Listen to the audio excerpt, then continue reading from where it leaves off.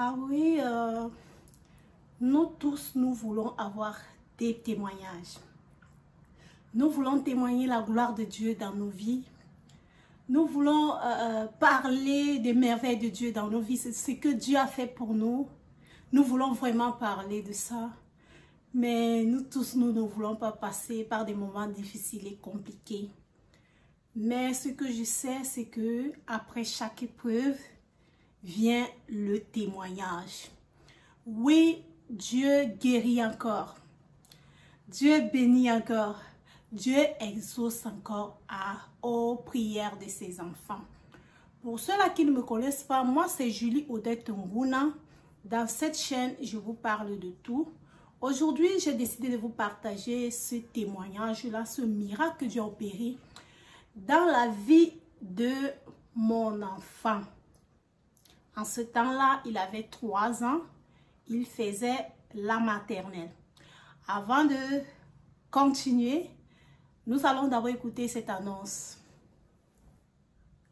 Ah oui, je serai en direct sur YouTube ce 21 décembre à 13 h heure du Canada.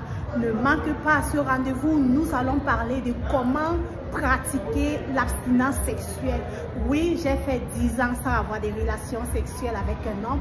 Je peux vous donner certains secrets. Ne manquez pas ce rendez-vous. Ah oui, je serai en direct. Viens me poser ta question. Si tu as la question concernant la vie chrétienne, viens me poser ta question. Je crois qu'à mon niveau, oui. Je suis dans le Seigneur depuis plus de 12 ans que j'ai donné entièrement ma vie au Seigneur. Donc, c'est plus de 12 ans que je suis dans le Seigneur. J'ai fait 10 ans de chasteté. Je vivais seulement dans les jeûnes, dans les prières. Je me suis abandonnée entièrement au Seigneur, que je vais attendre la volonté de Dieu. Donc, dans ce direct, je crois une chose que tu viens avec ta question, le Seigneur fera grâce et je peux trouver les réponses à travers mes témoignages. Donc, ne manque pas ce live, ne manque pas ce direct. Donc, aujourd'hui, j'ai décidé de te parler de ce témoignage. Mon frère, ma soeur, reste jusqu'à la fin de cette vidéo. Je crois une chose que elle peut t'aider dans ta vie chrétienne. Oui, tu crois en Dieu, tu ne sais pas si Dieu existe. Ce que j'ai retenu dans la vie chrétienne, c'est que Dieu fait des choses à sa manière. Et Dieu est un père pour nous. J'ai chanté encore cette chanson aujourd'hui que j'ai écoutée, j'ai tiré sur internet, qui dit: tu es le papa le plus responsable. Amen, amen, alléluia, amen, amen, amen. Oui, nous chantons cette chanson. Est-ce que c'est vraiment la réalité? Dieu est le papa le plus responsable. Il est le papa le plus responsable. Oui, nous chantons de lèvres. Bien-aimés dans le Seigneur, nous devons aussi vivre ça dans nos cœurs, dans nos vies. Voilà l'histoire de mon témoignage. J'étais au village, toujours. Quand j'ai donné ma vie au Seigneur, je me suis retrouvée au village. Commencé à servir Dieu là-bas. J'ai fait un témoignage là où Dieu a multiplié le cacao pour que je puisse avoir une boutique au village. Si tu ne connais pas cette vidéo, tu peux chercher cette vidéo là, quelque part là. Oui, j'ai ouvert une petite boutique au village. J'étais là avec mon fils, le dernier, qui avait 3 ans. Il était à la maternelle. Il est tombé malade, donc il était pâle. Il est parti à l'école. Moi-même, je savais qu'il était malade. Oui, j'ai fait des petites cliques du quartier, là. Il est parti à l'école. La maîtresse a dit, quand je partais le prendre, sa maîtresse me dit, son enseignante me dit, l'enfant s'il est malade. Moi-même, je savais ça. Je suis arrivée à la maison. J'ai essayé de faire des choses pour qu'il se rétablit. J'ai fait des petits trucs du village là. L'enfant est rentré à l'école. Arrivé là-bas à l'école,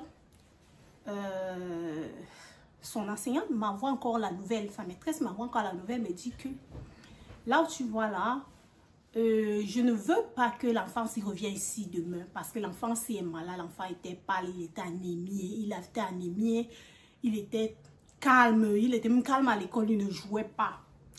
La maîtresse m'envoie la nouvelle me disant que amène l'enfant si à l'hôpital. Demain là, ne reviens plus avec l'enfant si à l'école parce qu'il est malade. Amène l'enfant si à l'école. L'enfant était vraiment fatigué. Mes frères, mes soeurs, je n'avais rien. Je n'avais ni devant ni derrière. Je n'avais personne pour demander quelque chose. J'avais ma petite boutique. Et ce que j'avais en main, ce n'était que 2000 francs. 2000 francs, c'est, si on peut compter en dollars, ça fait 4 dollars quelque chose. Donc, je n'avais que 2000 francs que j'avais sur moi. J'ai essayé d'évaluer, je calcule un peu si j'amène mon enfant à l'école, à l'hôpital. Il faut d'abord passer, on va d'abord examiner l'enfant, on va faire la consultation. Il faut l'argent, il faut l'argent, il faut l'argent. Moi, je n'avais que 2000 francs. Mes frères, mes soeurs, l'enfant était fatigué, il était couché. Toute la soirée, il était là. Dans la nuit, je me suis réveillée, je crois, vers les 4 heures. J'ai commencé à prier Dieu. Oui, mes frères, mes soeurs, Dieu guérit encore. J'ai commencé à implorer la grâce de Dieu sur l'enfant. J'ai pris les 2000 francs, j'ai posé au sol. J'ai pris mon front, je me suis prosternée sur les 2000 francs. J'ai pleuré, j'ai dit Seigneur, voici tout ce que j'ai. Voici tout ce que j'ai, qu'est-ce que je fais, mon Dieu? Aie pitié de moi, souviens-toi de moi. Guéris mon enfant, l'enfant était couché. Guéris mon enfant. J'ai pleuré, j'ai prié, j'ai pleuré, j'ai prié, j'ai imploré la grâce de Dieu. J'ai dit, Seigneur, c'est toi qui guéris. Opère un miracle dans la vie de mon enfant. Je n'ai pas d'argent pour aller à l'hôpital. Je n'ai rien. Qu'est-ce que je vais faire? Mes frères, mes soeurs, le matin, j'ai vraiment beaucoup prié. J'ai prié longtemps, en pleurant, en priant. Le matin, je me suis levée, c'était un jeudi, un vendredi. L'enfant s'est levé, je lui ai fait à manger, il a mangé. Après, il a commencé à jouer dehors un vendredi. Il a commencé à jouer dehors, jouer. Samedi, il va bien. Dimanche, il va bien. Lundi, il est parti à l'école. La maladie a disparu. Oui, Dieu guérit encore. Je sais qu'il guérit encore. Mais nous ne devons pas tenter Dieu. À chaque situation, à son témoignage, à son miracle. Oui, il y a plusieurs personnes que leurs enfants sont morts entre leurs mains. Pourquoi? Parce qu'ils croient que Dieu existe. Ils ont prié Dieu, mais l'enfant est mort. Pourquoi? Parce qu'on ne tente pas Dieu. Dieu savait que je n'avais pas d'argent. Il savait que je n'avais pas d'argent, je n'avais rien. Et c'est pour ça qu'il a opéré son miracle dans la vie de mon enfant. Tu ne peux pas faire que tu es bourré d'argent et ton enfant tombe malade et tu commences à imposer les mains sur l'enfant. Bien-aimé dans le Seigneur, ton enfant ne peut pas retrouver la guérison, ton enfant va mourir. Parce qu'on ne tente pas Dieu. Si Dieu t'a béni, c'est pour que tu puisses résoudre certains problèmes. Et aller à l'hôpital, ça ne veut pas dire qu'on est...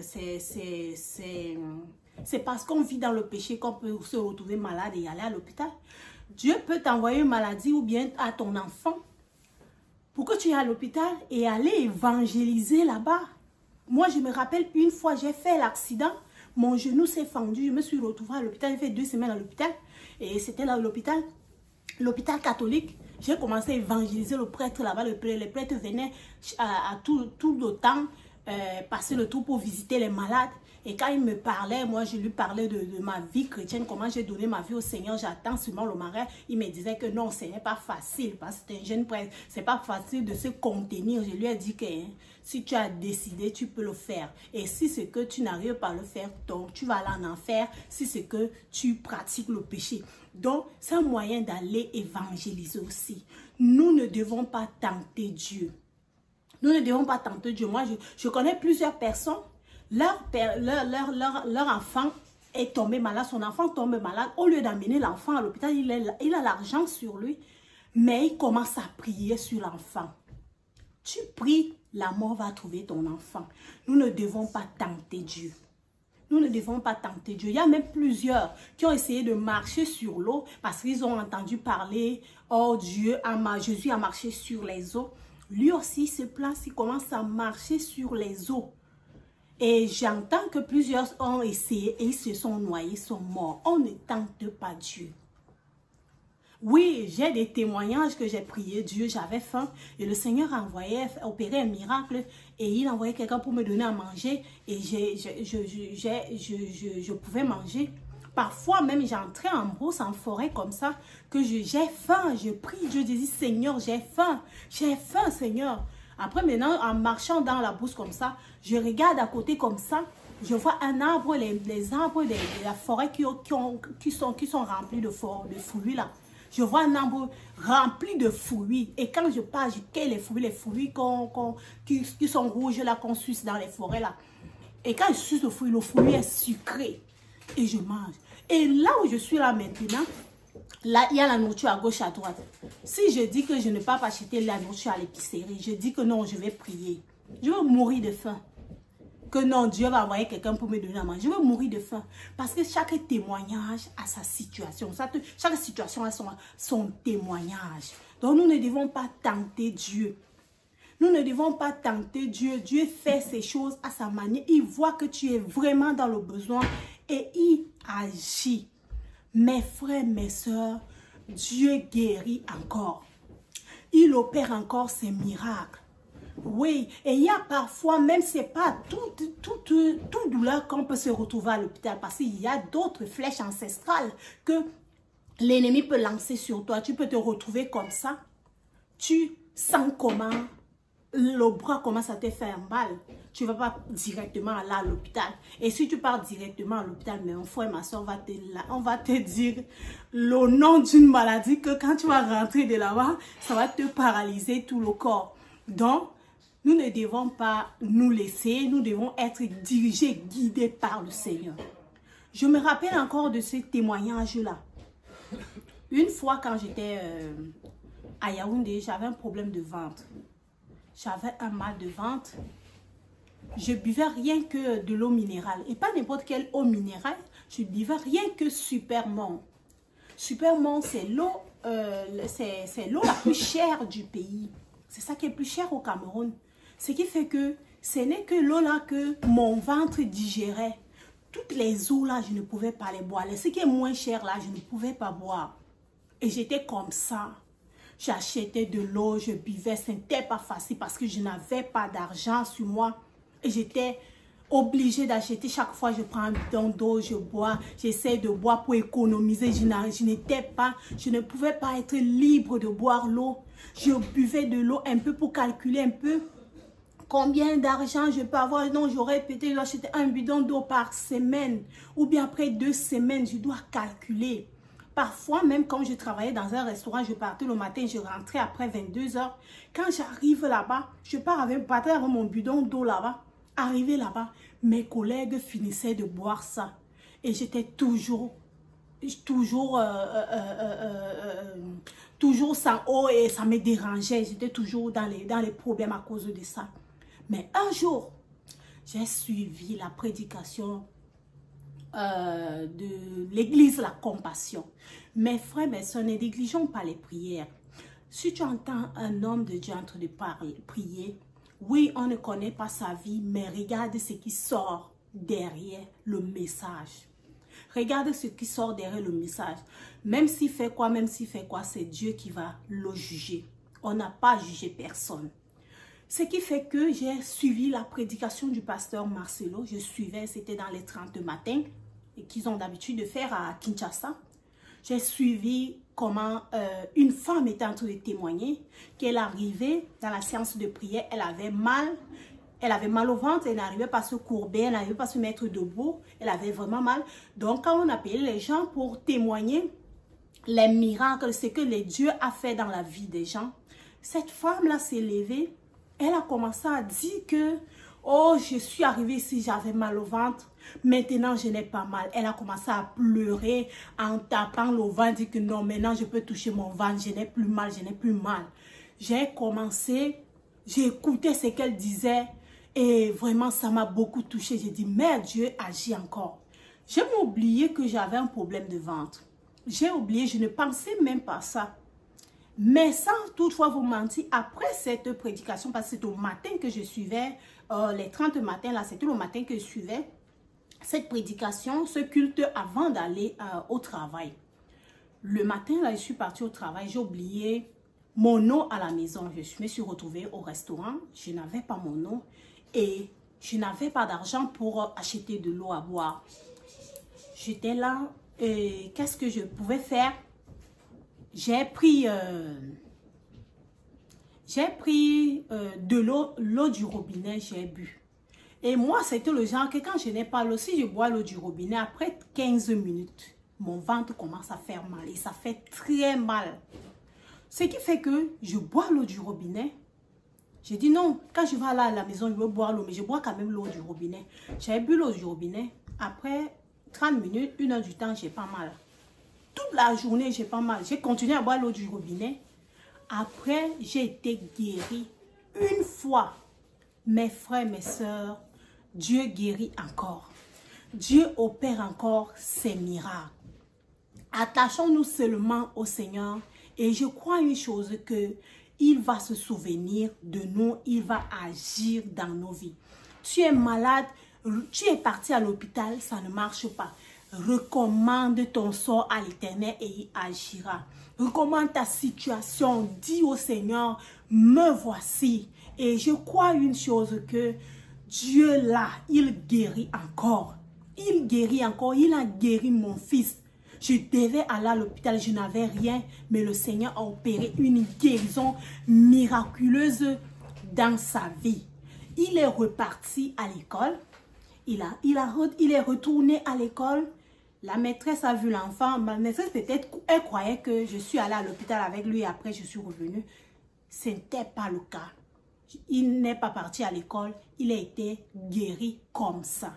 Donc, pour dire que mes frères et mes sœurs, attachons-nous au Seigneur. Ne tentons pas Dieu. Soyons dirigés, conduits par le Saint-Esprit. Je me rappelle encore de cette guérison-là que j'ai eue au Cameroun. Le pasteur Marcelo est arrivé au Cameroun. Il était à Douala. Il a organisé une grande campagne d'évangélisation là-bas. J'étais à Yaoundé. Je me suis déplacée. Je suis allée là-bas parce que j'avais un problème là au niveau de cuisses. Il y avait des douleurs atroces dans mes cuisses. Ce qui fait que à l'intérieur, j'avais mal. Pour marcher, je n'arrivais pas à marcher. J'ai acheté les médicaments, ça se calme. Après, ça recommence. C'était pas facile. Je tirais même déjà le pied. Je boitais déjà. J'avais déjà prié, mes frères, mes soeurs. Mais je suis allée là-bas, dans cette campagne. Je disais, oh Seigneur, guéris-moi. Voilà, l'homme de Dieu qui est arrivé. Oui, il a prié un jour à travers Internet. J'ai eu la guérison de mon ventre. Aujourd'hui, il est arrivé ici. Seigneur, souviens-toi de moi pour opérer un miracle. Je suis arrivée là-bas.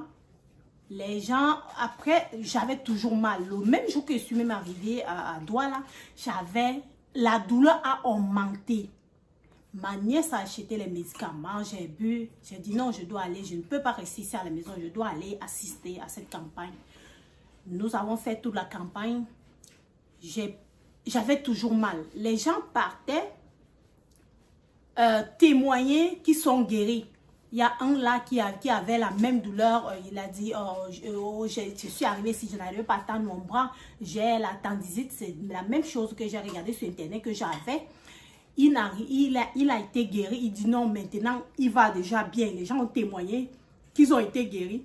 Mais maintenant, moi, j'avais toujours la douleur. Quand je quitte maintenant de Douala pour rentrer à Yaoundé, la douleur a disparu en route. Je suis arrivée à Yaoundé, je n'avais plus mal. La douleur est partie jusqu'à aujourd'hui. Mes frères, mes soeurs, oui, je peux encore dire ça que nous pouvons prier pour notre vie, pour notre guérison. Ça ne marche pas. Cherche la prière.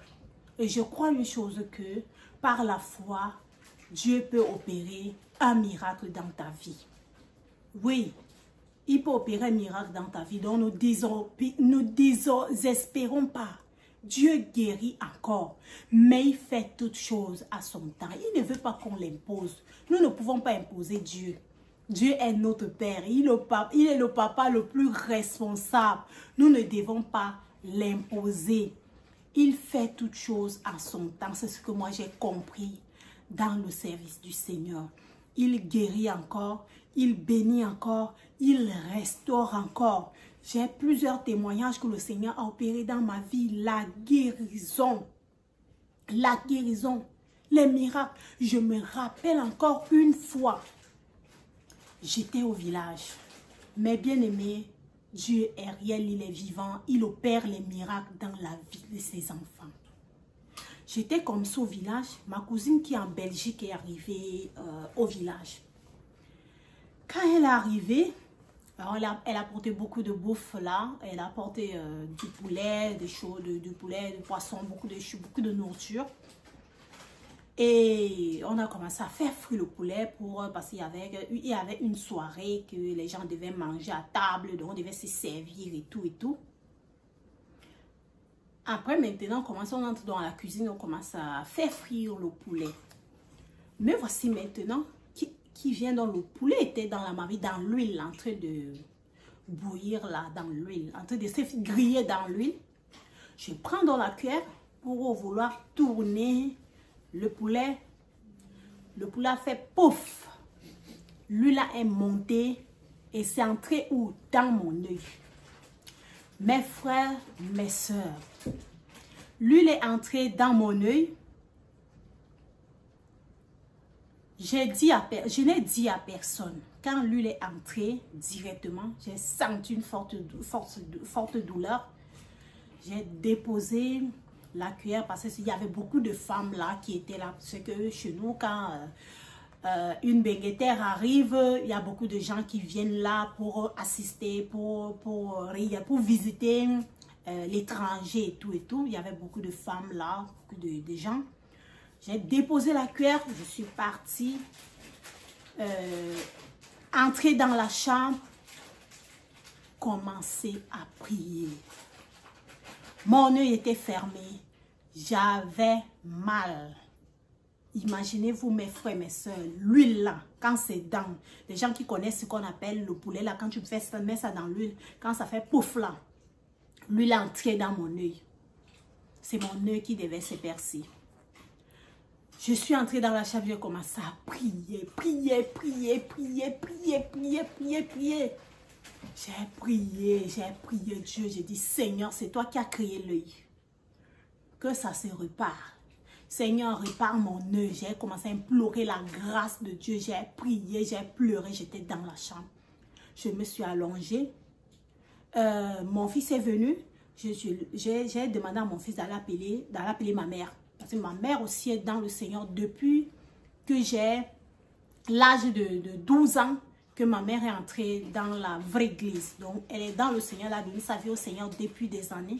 Donc, elle est dans le Seigneur. Ce qui fait que ma mère est donc venue. Je lui ai dit. Mais je lui ai dit que non, on ne dit à personne. Elle aussi, elle a commencé à prier. J'étais couchée là. Elle a commencé à prier. On a commencé à prier dans la chambre. Ce qui fait que les gens étaient à la cuisine, en train de monter et descendre, parce qu'il y avait une réception à faire.